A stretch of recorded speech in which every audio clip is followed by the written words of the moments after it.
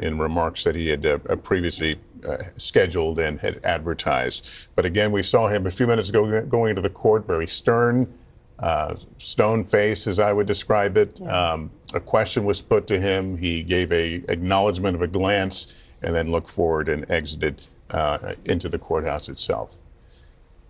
Allie, you want to talk about this moment in history? Well, it is a moment in history, right? Yeah. It's a couple of things strike me here. First, it is that the universe of people who now know specifically the charges against Donald Trump has just expanded, based on the reporting from Jonathan Dienst, that his defense team now knows what specifically he is being charged with. If it is, as Laura has talked about, a felony, what the underlying charges are, what the underlying intent to commit another crime has been, they are now read in on that. They are now aware, which means Donald Trump is now aware. And I think that is important context for the moment that we have just shown and that we have just played here. I think it is going to be, I don't know for sure, I saw some what looked like still photographers come out of the courtroom just a minute ago, which makes me think any minute now we will likely see some of those first images from inside the courtroom of a former president being arraigned for crimes and on these charges, whether you think they're serious or not, whether they are going to be politically challenging for him or not, or perhaps politically helpful. It is still a significant moment, even given all the history that we have seen of this former president before and during his time in the White House, Lester.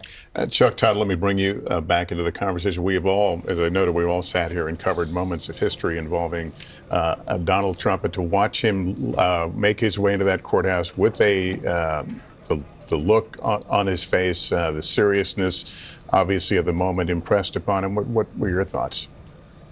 Well, look, I mean, we say the phrase all the time, nobody's above the law, not even our presidents. And yet we had never seen this happen.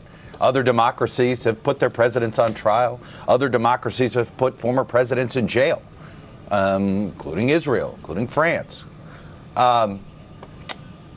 But there is something fitting that the first time that this former president faces a criminal charge, it's in his hometown, and it's in New York City. In many ways, if you follow Donald Trump for most of his adult life, his whole goal was to become well-respected, to be the man in New York City, and he was able, in many ways, to become famous and to become infamous, but he never got the respect he always demanded. He ran for president hoping that would break through, that the elites of New York, the elites of Manhattan would embrace him, the elites of Washington would embrace him. That's never going to happen. So, of course, he's taken this other direction and has gone in this different place. But at the end of the day, the former president's been arraigned.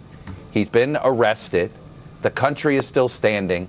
I think it is a reminder of the strength of our institutions. We sit here and talk about how weak they are or how unpopular they are right now. I do think that this is a day that we ought to remind ourselves that whatever you think of these institutions, they're working as intended.